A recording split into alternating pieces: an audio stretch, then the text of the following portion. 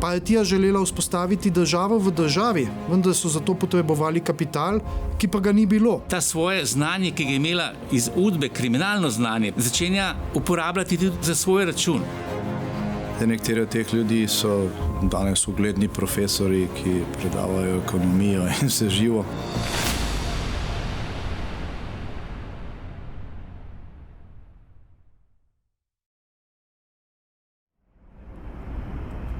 Bil je petek 12. decembra 2008.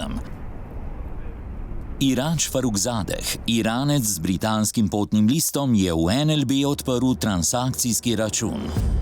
V naslednjih 2 letih je po tem transakcijskem računu opravil za več kot milijardo evrov transakcij. Iranski režim je tako učinkovito zaobšel mednarodno blokado. Ta primer je pokazal šokantno sliko slovenskih institucij. Prepovedanih transakcij ni preprečil noben regulator. Primera, z izjemo preiskovalnih komisij Državnega zbora, ni preiskala nobena institucija. In preiskava se je zaključila, še predno se je dobro začela. Kako je mogoče, da bančni posli v tej državi potekajo mimo zakonov in regulativ? Ali je največja banka skupaj s slovenskimi inštitucijami poslovala v nekem vzporednem mehanizmu, po nekih svojih pravilih? Takšno poslovanje pravzaprav ni nič neobičajnega. V bivši državi se je namreč že takoj po koncu druge svetovne vojne vzpostavil vzporedni mehanizem, ki je pravzaprav tisto, kar opisuje poslovanje mimo kjerkoli zakonodaje, regulatornega okvira ali pa internih predpisov. In to je bil nek pošasten sistem, ki je bil prikrit, čeprav izjemno kompleksen in je pravzaprav tudi omogočil najrazličnejše odklone od normalnosti v tej državi. Pojdimo torej na točko 0 in poglejmo, kako se je vse skupaj pravzaprav začelo.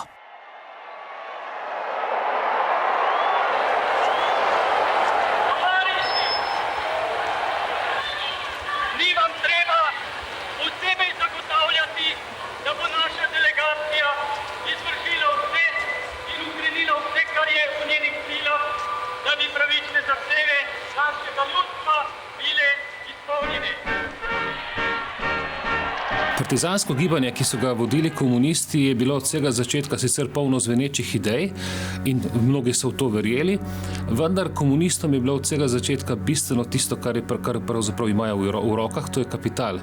Tako da so začeli že med vojno detektirati svoje politične razredne nasprotnike, ropati, razdeljevati njihovo premoženje.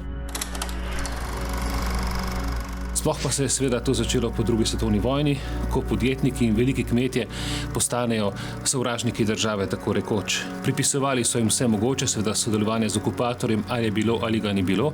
Na koncu so pravzaprav tudi ti, ki so pomagali partizanskemu gibanju, postali sovražniki ljudstva, zanimalo jih je njihovo premoženje. In imamo zemljiško reformo, agrarno reformo že konec leta 1945, ko pravzaprav oropajo tako rekoč premoženje, veleposestno premoženje cerkve in drugih veleposestnikov. Predvsem pa so ti udarci proti podjetništvu konec leta 1946 in pa leta 1948. Leta 1946 pravzaprav prevzamejo, podržavijo približno 500 podjetij, leta 1948 po Informbiroju, ko skušajo Stalinu dokazati, da so na pravi poti, da so še bolj pravoverni, kot so bili prej, pa pravzaprav uničijo oziroma podržavijo še 700 podjetij. Po komunističnem prevzemu oblasti je tako prišlo do paradoksa. Podjetništvo in podjetnike se je preganjalo do te mere, da je v državi zmanjkalo kapitala, in to tako zelo, da ni bilo niti deviz za financiranje uvoza. Glejte, ko je vse to premoženje podržavljeno, logično je, da pač tudi s tem premoženjem niso znali upravljati. Namesto prej svobodnega tržnega gospodarstva prihaja do te državne ekonomije, planskega gospodarstva, kjer se začne ta potencial postopoma izgubljati. In potem oni vzpostavijo te vzporedne mehanizme globoke države, če tako rečem, ko se začne udba pravzaprav ukvarjati z ustanavljanjem podjetij, za neko poslovno inicijativo. Pri tem ni problem sodelovati z mafijo, seveda, in tukaj se pravzaprav ustvarjajo ti temelji, ki nam delajo težave pravzaprav še do današnjih dni. Vzporedni mehanizem se je začel dejansko rojevati v Trstu. kjer je partija želela vzpostaviti državo v državi, vendar so zato potrebovali kapital, ki pa ga ni bilo. In osnovna konfiguracija vzporednega mehanizma se pravzaprav začne z pridobivanjem kapitala preko ilegalnih poslov, tihotapstva cigaret in zaključi se seveda z ustanovitvijo podjetja v davčni oazi z slamnatimi lastniki, ki so jih pokrivali visoki pripadniki uprave državne varnosti, kar je omogočilo nastanek mehanizma, ki je živel še zelo dolgo. Izkazalo pa se je, da je komunistična oblast v Sloveniji dosegla dno. Da bi dobili kapital za vzpostavitev podjetij, so se namreč zatekli k tihotapstvu in k sodelovanju z italijanskim organiziranim kriminalom. Da bi lahko take posle nadzirali, je UDV v Trstu in na Goriškem prevzela podjetja.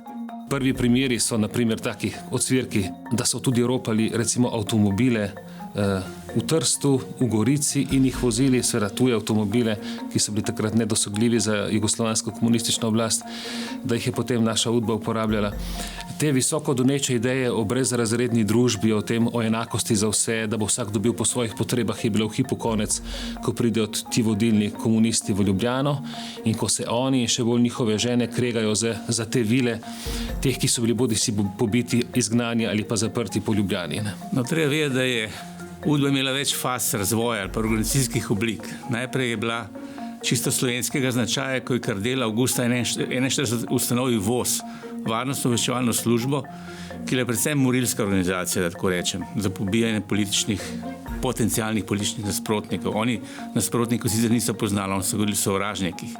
Potem iz VOS-a nastane OZNA, tudi zločinska organizacija, sodeluje pri povojnih pobojih in še marsikaj druge zločine je izvršila OZNA, ki postane leta 1966 uprava državne varnosti. Kasneje leta 1966 pa služba državne varnosti.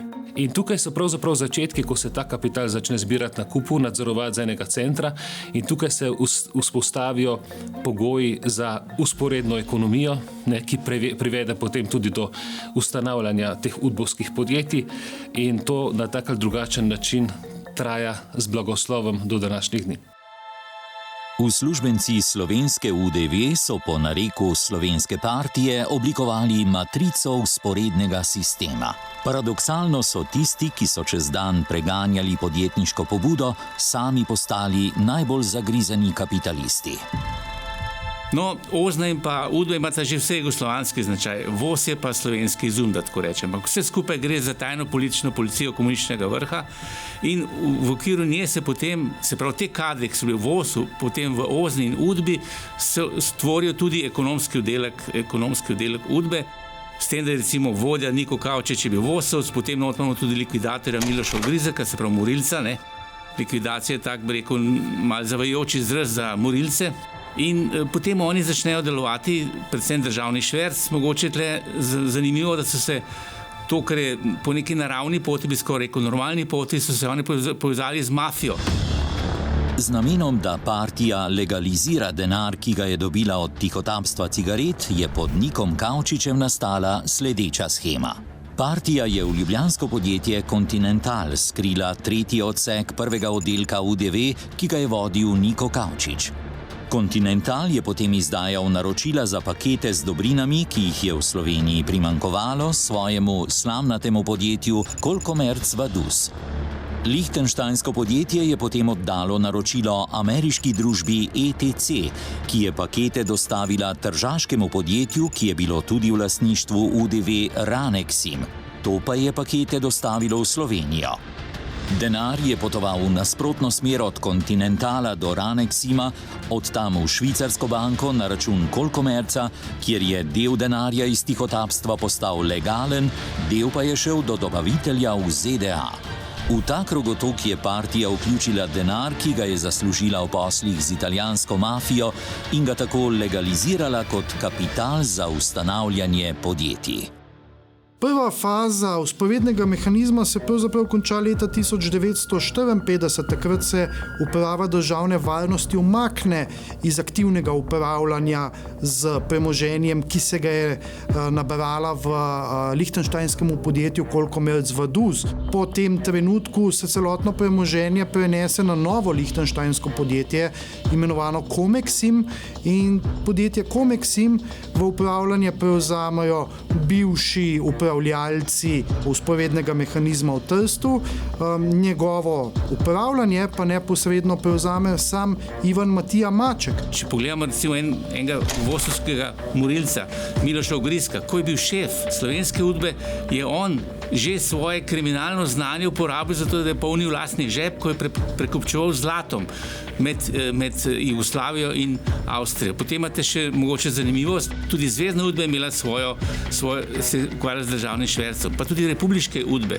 In zanimivo, na čelu zvezdne švercerske ekipe udbovske je bil pa tudi Slovenc, Vitko Hlaj, tako da imamo Slovence pravzaprav pa tudi na pomembnih položajih v Beogradu, tako da je ta slovenski del udbe jugoslovanske, federalne, bil tudi zelo pomemben in močen v celotni zgodovini jugoslovanske in s tem seveda tudi slovenskih in drugih udb po Jugoslaviji. 60. leta preteklega stoletja so prinesla resne težave v slovenskem gospodarstvu.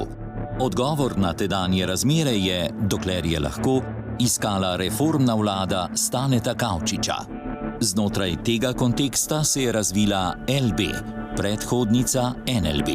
Stara udba se je na neki točki v 60 letih preseli v gospodarstvo, v banke in tudi v zunanje trgovinske podružnice nekaterih slovenskih trgovskih in drugih podjetij.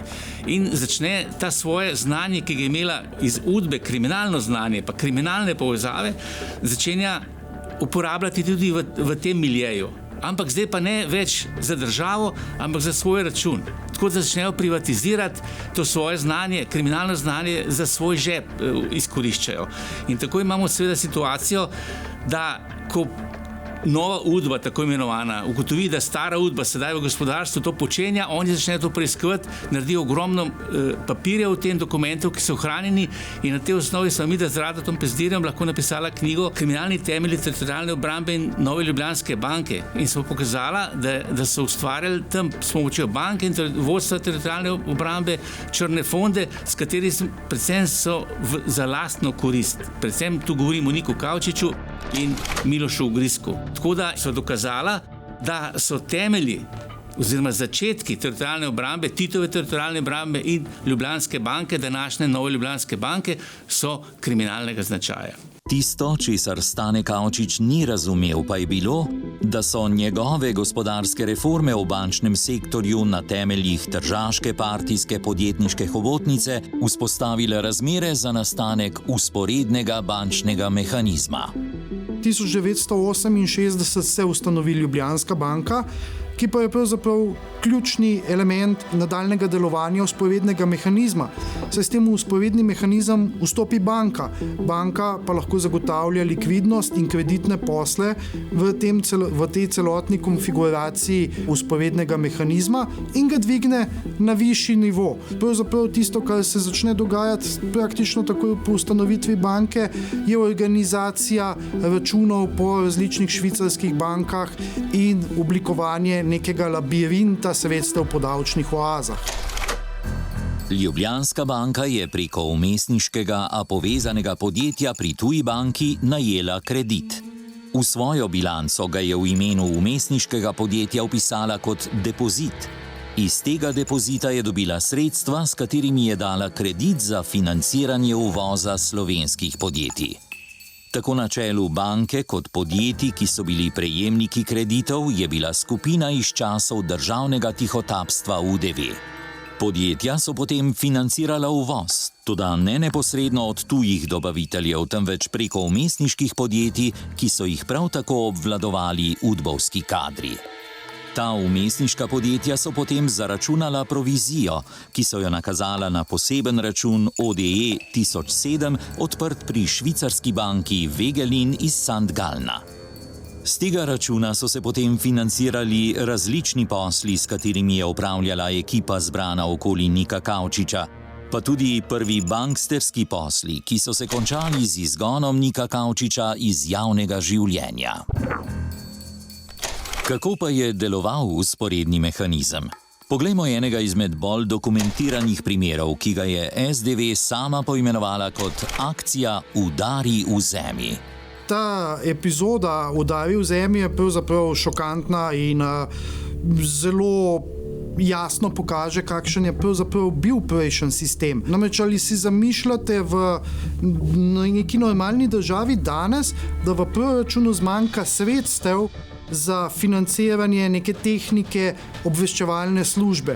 In potem se finančni minister obrne na direktorja obveščevalne službe, recimo Sove, in reče: "Oprosti, nimamo denarja v proračunu, imaš cigarete na voljo, prodej jih italijanski združbi organiziranega kriminala, potem pa, ko boš dobil denar, pa ga operi preko nekega slovenskega podjetja."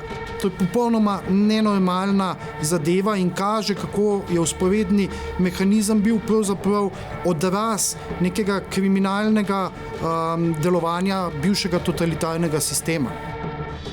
Vzporedni mehanizem pa je vedno segal tja, kamor uradna socialistična ekonomija ni mogla ali hotela, pri čemer sploh ni bilo nobeno vprašanje, ali je bil poslovni partner legalno podjetje ali kriminalna združba.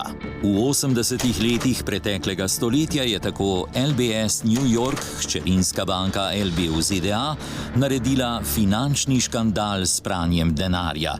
LHB Frankfurt je denimo podkupovala nemškega finančnega ministra Mathefra.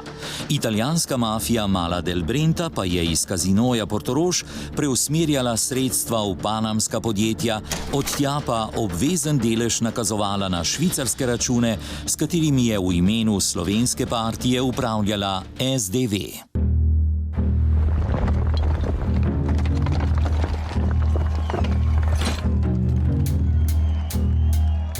Leta 1990 sta se v Sloveniji zlomila socializem in socialistični ekonomski sistem. Slovenija je postala demokratična država s tržno ekonomijo. 31. maja 1988 aretiral Janeza Janšo. Potem sledijo še aretacije Davida Tasića in hkrati tudi z Janšo Ivana Borštnarja, potem preganjajo tudi Francija Zavrla, pride do afere JBTZ, do sojenja in tako naprej. In takrat se posledično izbruhne nek revolt, ki se je že dolg časa rasel v Sloveniji in kar naenkrat se to združi v neko množično gibanje. Povod je bila ta aretacija Janeza Janše in preganjanje teh, kot sem jih omenil, in nastane Odbor za varstvo človekovih pravic, ki združi v končni fazi okoli 200.000 članov smo imeli tega odbora in pravzaprav on je tisti ključni faktor, ki pospeši demokratizacijo Slovenije in posledično osamosvajanje. Vmes je bila še akcija leta 1989, akcija Sever, to je bilo 1. decembra, naj bi bili množični miting Srbov v Ljubljani in takrat slovenska policija in tudi slovenska UDBA deluje po slovensko, da tako rečem, in prepreči ta miting. Seveda pod pritiskom javnosti, pa predvsem železničarskega sindikata Slavka Kmetiča je prišlo do tega ostrega odziva naših takratnih oblasti, ampak to še ni osamosvojitvena akcija. Policija oziroma milica oziroma UDBA takrat deluje slovensko, vendarle še vedno podpira ta stari režim in federativno Jugoslavijo. Milica postane osamosvojitvena sila oziroma policija šele v času naše vojne leta 1991. Skratka, ta odbor je pospešil demokratizacijo, prišlo je tudi na osnovi tega, veliko članov odbora se je potem včlanilo v Demos in Demos postane vladajoča opozicija, najmočnejši del opozicije, zmaga na volitvah in izpelje osamosvojitev, tudi v pomoči razpadanja Sovjetske zveze in vzhodnega bloka. Potem Miloševićeva samomorilska politika na Kosovu so nam odprli okno, da smo lahko prišli do osamosvojitve. In če ne bi bilo tudi nekih modrih in pogumnih ljudi v slovenskem vodstvu, bi tudi to teže odpeljali. Predvsem mislim pri tem na Jožeta Pučnika, Franceta Bučara, Lojzeta Peterleta, Dimitrija Rupla, Janeza Janšo in Igorja Bavčarja. Toda daleč stran od oči in zgodovinskega zanosa je združba partijcev, rdečih direktorjev in udbovcev začela pripravljati načrt za vrnitev na centre moči. Leta 1989 so po sklepih izvršnega sveta SRS slovenske institucije, Banka Slovenije in GZS nakazale družbena sredstva na račun podjetja Adit. Ljubljanska banka pa je dala fantomskemu podjetju kredit. Vsa ta sredstva je Adit prenesel na tržaško hobotnico v obliki Safti in tržaške kreditne banke. Od tam pa v Luksemburg v novo podjetje Proteus. Proteus je potem v Zürichu ustanovil banko Proteus Finanz. S tem je tik pred padcem berlinskega zidu partija zaprla celoten krog vzporednega mehanizma, saj je z banko v Švici zdaj nadzorovala vse kanale kroženja družbenega kapitala. Toda kaj je bil Adit, fantomsko podjetje, ki po jugoslovanski zakonodaji sploh ni nikoli obstajalo in preko katerega se je izvozilo družbeno premoženje? Adit je bil del tega udovskega omrežja in zanimivo je, da ljudje, ki so upravljali z Aditom, so bili imenovani tudi v vladno skupino, ki se je pogajala z IMF-om pa Pariškim klubom za odplačilo teh dolgov. Se pravi, sami sabo so imeli to pošlihtano. Nekateri od teh ljudi so danes ugledni profesori, ki predavajo ekonomijo in vse živo. Takrat je bil pa to del trdega finančnega udbovskega omrežja. Dejansko gre za vzvod, s katerim so družbena sredstva poniknila v labirintu vzporednega mehanizma. Pred vrnitvijo kapitala se je začelo zakrivanje sledi. Udbovska podjetniška struktura, zbrana v Safti, se likvidira in začasno prenese na holding Medias. Ko se vzpostavi holding KB 1909, pa se preseli van. Luksemburški Proteus se izloči iz züriškega Proteus Finanz, van lastniško vstopi NLB in ga preimenuje v NLB Interfinanz. Proteus se preimenuje v Vega Finanz in vstopi v lastniško strukturo KB 1909. KB 1909 in NLB Interfinanz pa ohranita kanal za prelivanje denarja v skupnem podjetju NLB Interfinanz Gorica. Ta kapital se potem razlije po slovenski ekonomiji. V medijski industriji prevzame tednik Mladina in ustanovi dnevnik Republika. V sektorju zdravstvenih dobav, ki je bogato financiran z javnofinančnimi sredstvi, postane prvo ime Mark Medical. V bančnem sektorju pa se pojavita banka Noricum, na Hrvaškem Kvarner banka in Istarska banka Umag. Nekdanji visoki operativci Saftija pa postanejo ključni operativci LHB Frankfurt. KB 1909 pridobi še lastniške deleže v Deželni banki Slovenije, Klirinško-depotni družbi, Istrabenzu, Aktual IT, MIP, Kraškem zidarju in tako naprej in tako naprej. Adit je bil samo en od teh hobotnic. Adit je bil znan potem, ker je preko Adita se je lahko uvažal tuji tisk v Slovenijo, ampak zato je tudi malo izstopal, potem se je več govorilo, dejansko je pa bilo zadaj omrežje, ki pravzaprav v nekem obsegu obstaja še danes. Toda Adit je bil samo vzvod. Prava črpalka v rdeče omrežje, ki je nastalo na podlagi vzporednega mehanizma, pa je bila Nova Ljubljanska banka.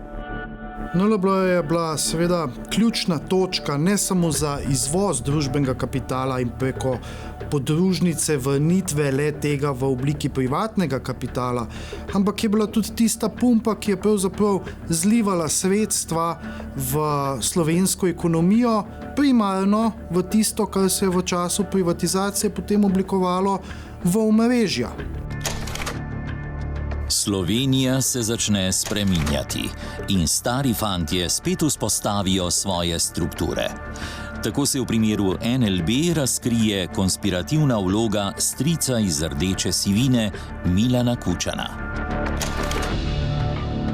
Sreda, 8. julij 1992. Po dogovoru sem M. Kučana obiskal na predsedstvu. Seznanil me je o pogovoru z M. Gasparjem o nameri, da bi M. Voljč prevzel vodstvo LB. M. Gaspari je zamisel rade volje sprejel in seveda obljubil podporo in sodelovanje. Pri tem se je le zanimal, od kje je stekla ideja. Kučan mi je zatrdil, da bo znova opozoril M. Gasparija na diskretnost, zlasti, da se akcija zavaruje pred Drnovškom, ki tudi po mnenju M. Kučana lahko izve šele zadnji dan.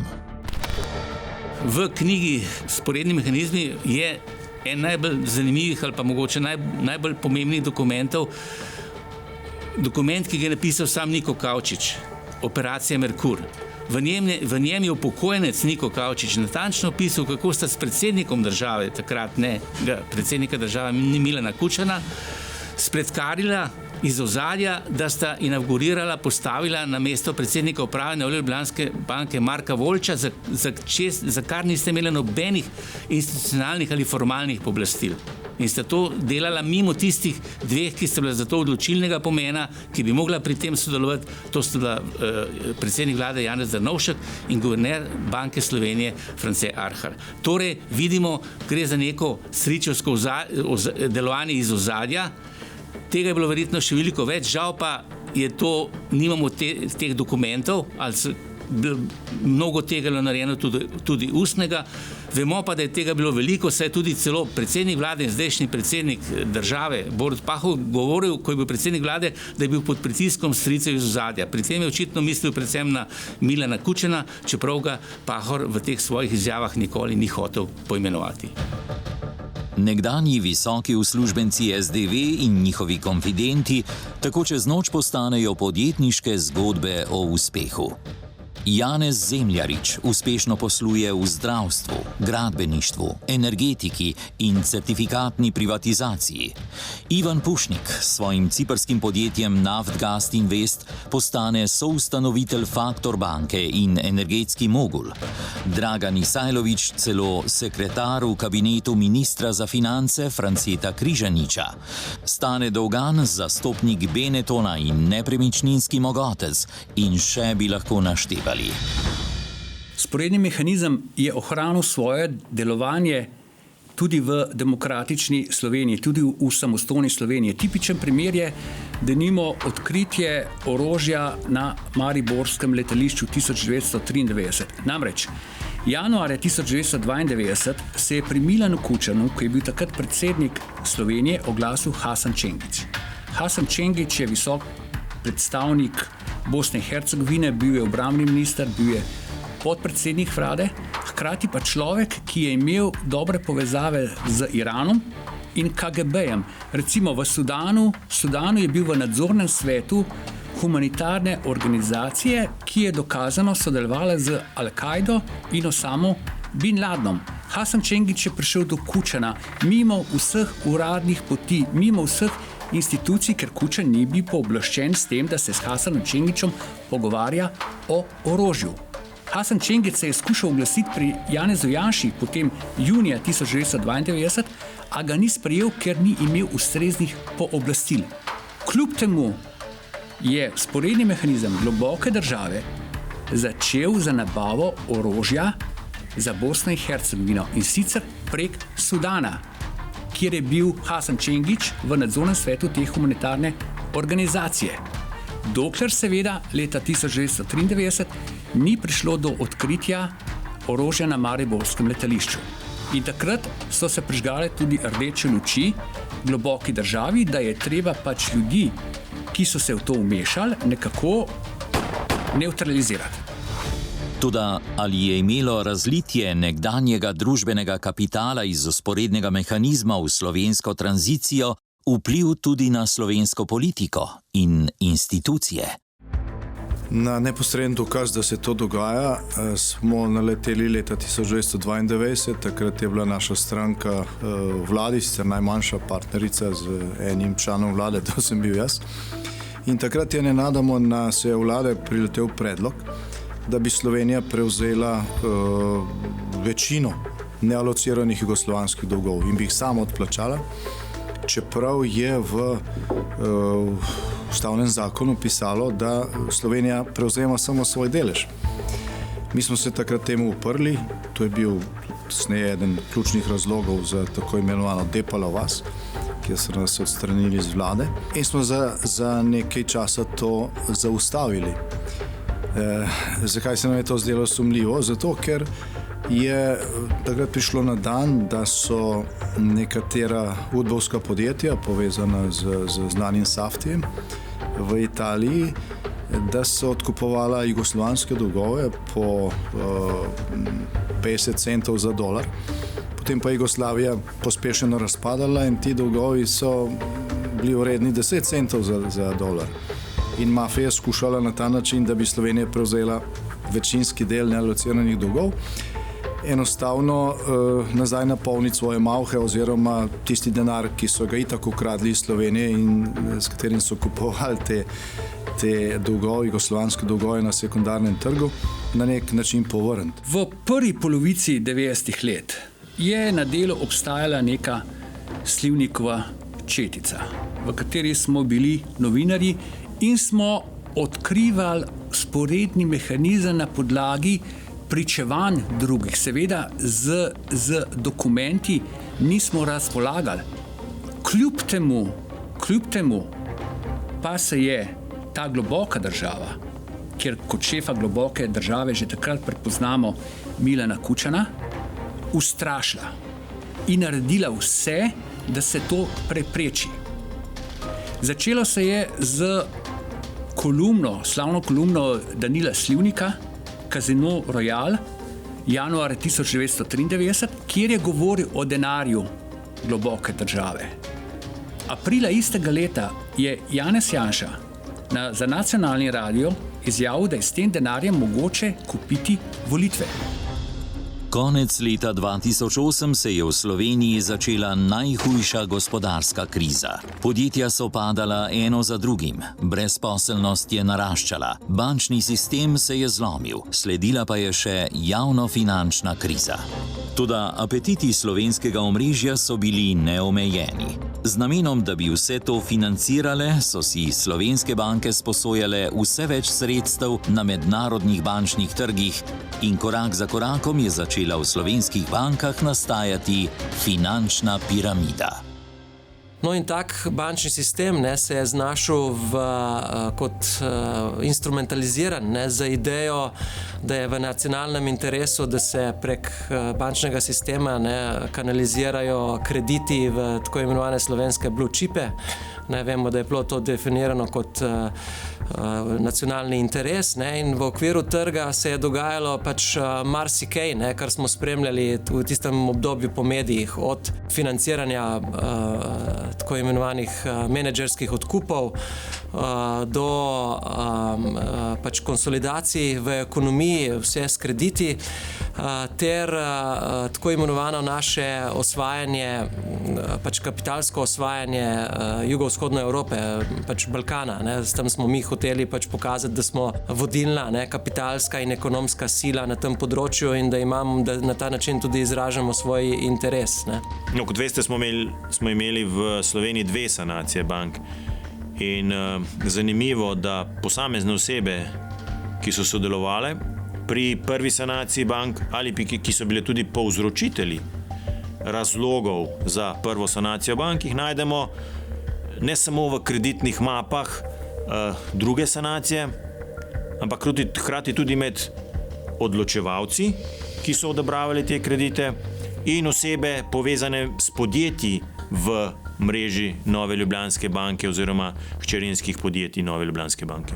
To je bilo prek bank spremljano s tem, da so se banke v tujini krepko zadolževale na grosističnih trgih in seveda ta sredstva potem plasirala tako v slovenska podjetja in prek njih na Balkan. Rezultat je bila tolikšna masa kreditov v ekonomiji, da je praktično v povprečju slovensko gospodarstvo bi danes po kriterijih Evropske bančne agencije bilo mogoče opredeliti kot eno veliko podjetje z zelo visokim finančnim vzvodom. Ne. Seveda taka finančna struktura, ne, ki je imela skratka, to stanje prezadolženosti v ekonomiji, ne, je se zrcalilo v bančnih bilancah, ne, ni moglo preživeti te finančne krize. Ne. Ko smo začeli pregledovati bančno dokumentacijo, konkretno kreditne mape, je pri posameznih kreditnih predlogih ali pa celo pri posameznikih, torej pri osebah, ki so nekoč v slovenskem poslovnem prostoru pomenile ugledne podjetnike, bilo neverjetno, kako so lahko posamezni kreditni predlogi, ki v nobenem sistemu, ki bi temeljil na meritornih pogojih, ne bi prešel te presoje kreditnega odbora, pa kljub temu imenovala Ljubljanska banka odobravala kredite. Problem je bil seveda tudi to, ne, da je v tej krhki strukturi bilo vpletenih ogromno enih interesov, čisto lastniških, ki so preprečevali zaradi obrambe teh lastnih interesov raznoraznih interesnih skupin, bodisi od največjih akterjev menedžerske konsolidacije do raznoraznih ostalih, bi rekel, gospodarsko-političnih spreg, da bi se bančni sistem pravočasno, tako kot so to naredili na Zahodu, torej v letih 2009-2010, saniral. Posledica bi bila, seveda, če bi to hoteli narediti učinkovito, ne, da bi se marsikatera lastniška povezava razdrla, torej lastništvo, obvladovanje teh podjetij, ne, bi moralo se prvič razkriti in drugič razdreti. Globlji vpogled v finančno piramido je pokazal neverjetno stanje v slovenskem bančništvu, ki se je očitno poganjalo po neki svoji logiki ali, če smo natančnejši, vzporednem mehanizmu. Ključna besedna zveza vzporednega mehanizma je zdaj postala poslovni razlog. Zato smo v okviru preiskovalne komisije zaslišali tudi nekaj uslužbencev kreditnih odborov, ki so dejansko pripravljali predloge za odločitev članov uprave in kreditnega odbora. In tam je prišlo do zelo zanimivega precedensa, če lahko rečem, v teh najslabših kreditnih mapah, torej v najslabših kreditih, ki jih nobena druga banka ne bi odobrila, kjer bi bilo že iz same dokumentacije jasno, da bo šel kredit v default, torej da bo to izguba za banko, je bila vedno besedna zveza, da je to kredit, ki je visoko tvegan, ki ga telo, torej strokovno telo odsvetuje za kreditiranje, razen, če obstajajo poslovni razlogi. In od tod naprej je bilo naše delo bistveno enostavnejše, ker smo začeli podrobneje preiskovati vsako kreditno mapo, kjer je bilo na odločitvi kreditnega odbora oziroma na dokumentih za kreditni odbor zapisano, razen če obstajajo poslovni razlogi. Počelo se je v Sloveniji marsikaj, ni samo bilo podeljevanje preveč kreditov, ne? Ampak je bilo tudi pri podeljevanju teh kreditov sistematičnega izogibanja regulaciji. Ne? Ogromni tokovi kreditov so potekali prek, recimo, Frankfurtske LHB, ne? ali pa Ciriške LHB Interfinanc, ne?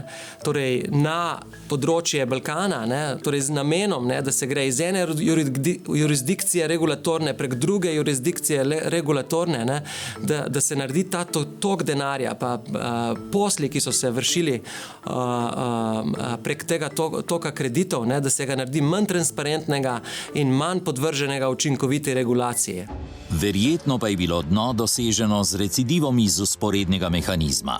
Če je nekoč preko tega sistema slovenska tajna politična policija sodelovala z italijanskimi kriminalci, so zdaj slovenske banke postale poslovni partner balkanskega kriminalnega podzemlja. Tisto, kar je bilo najbolj šokantno odkritje, je, da so se slovenske banke pojavile v neki presečni množici z balkanskim kriminalnim podzemljem. Ugotovljeno je bilo, da je recimo LHB Frankfurt posredovala denarne tokove med črnogorskimi tihotapci cigaret v času državnega tihotapstva in italijansko Sacro Corono Unido. Naslednja velika zgodba je bila seveda pranje denarja kralja kokaina Šarića v slovenskih podružnicah Nove Ljubljanske banke v Srbiji. Celo 2 taka primera sta bila odkrita, kar kaže seveda, da ni šlo za naključje, ampak je šlo prej za pravilo. In seveda najbolj šokantna je izpostavljenost NLB Interfinanc, dejansko banke, ki je nastala v vzporednem mehanizmu, kajti ta banka je masovno financirala premoženje ekonomskega odseka Surčinskega klana, ki pa je seveda bil eden izmed tistih ključnih elementov, ki so sodelovali pri umoru predsednika srbske vlade Zorana Đinđića. Ja, lahko rečem, da je Banka Slovenije dolgo časa dopuščala te malverzacije. Nekaj časa je v Banki Sloveniji tudi veljala teza, da se enako dobro preverja bančne kredite, če se jih dejansko preverja zgolj po parametrih, ki jih banka pošilja na Banko Slovenije brez on-site pregleda, torej brez pregleda konkretnih kreditnih map, kjer pač bančni inšpektori Banke Slovenije pridejo v banko, zahtevajo kreditne mape teh in teh in teh in teh kreditov in potem na podlagi tega odločijo ali pa ugotovijo, če so banke pri svojem poslovanju kršile bančno zakonodajo. Torej v nekem obdobju, ravno v tistem najbolj delikatnem obdobju, je Banka Slovenije, se zdi, kot namerno gledala stran. Vzporedni mehanizem v slovenskem bančništvu pa je bil še enkrat več močnejši od vseh, celo od regulatorja. Banka Slovenije, ravno tako kot v času, ko je lahko le zlivala denar preko Adit v vzporedni mehanizem, tudi zdaj ni obstajala kakorkoli drugače kot le regulator na papirju.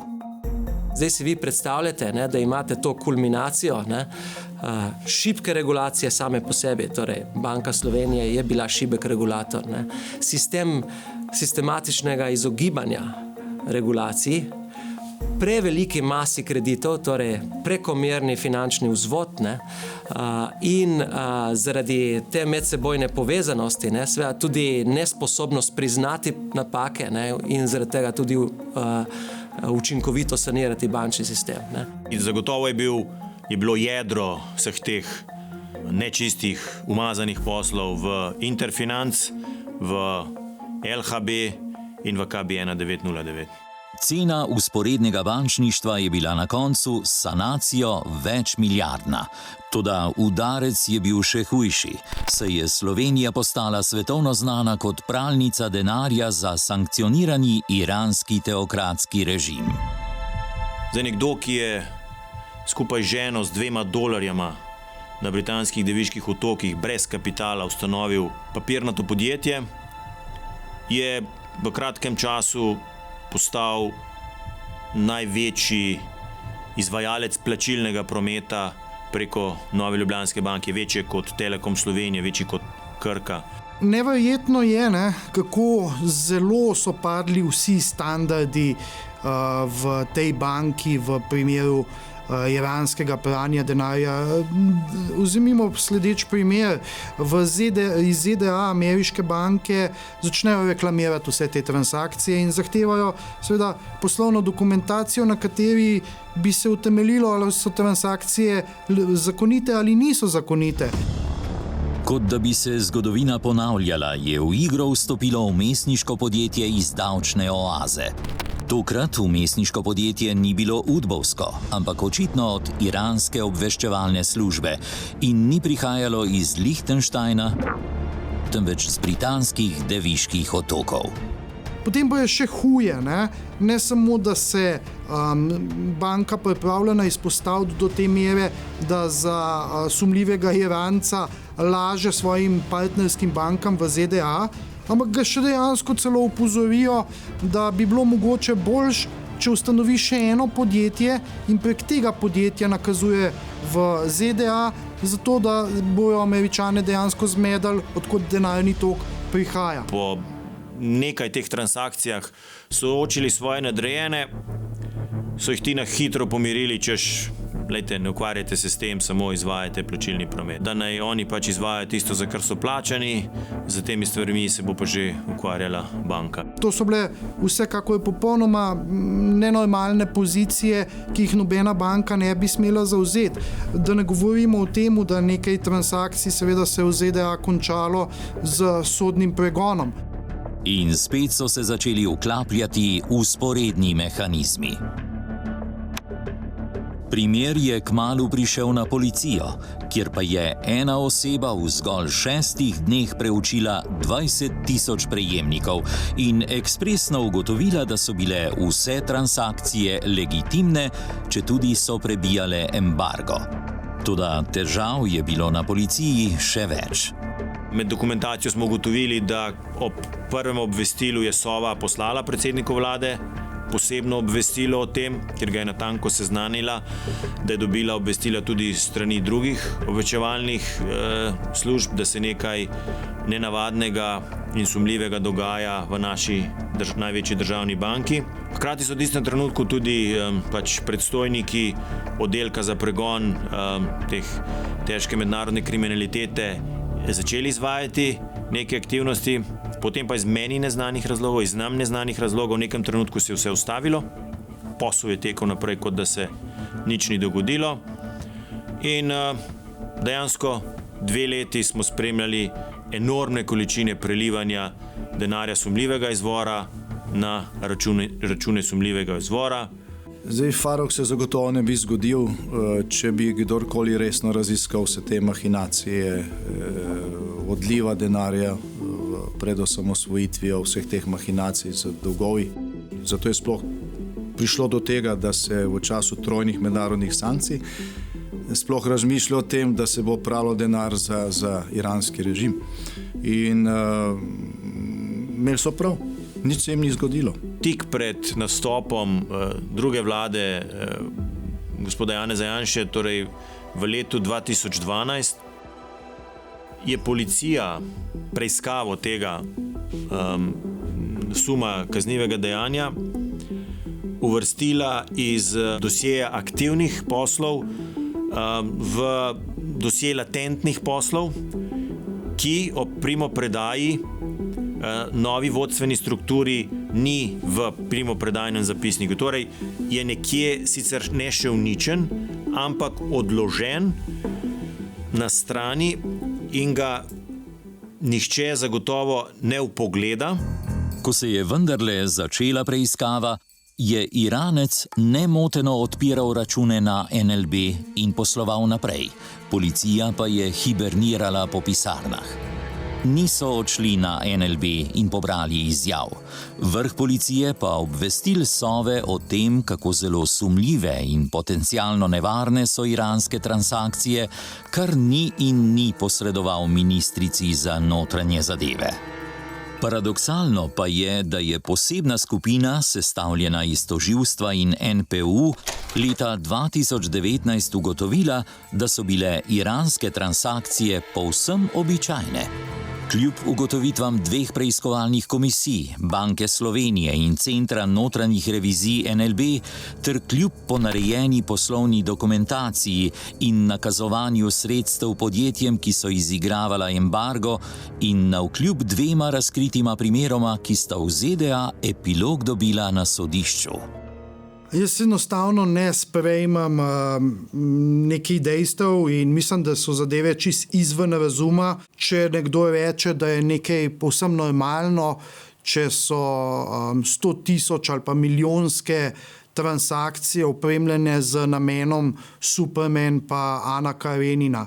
Jaz lahko rečem, da recimo v leta 2012, ko smo imeli tisto krizno vlado, ni bilo nikogar, ne na Sovi, ne na Uradu za preprečevanje pranja denarja, ne na Ministrstvu za finance, ne na Banki Slovenije, ki bi kakorkoli kaj rekel o tem.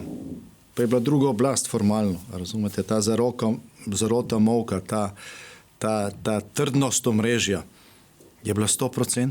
Slučajno smo prišli do tega v času Logarjeve preiskovalne komisije po 10 letih. In še danes, ko je vse razkrito, ko je bilo poročilo soglasno sprejeto v državnem zboru, nihče se ni upal glasovati proti, tako trdni so bili dokazi, nobene obtožnice, nobene sodbe, verjetno provizije od teh opranih skoraj $2 milijard denarja še vedno krožijo.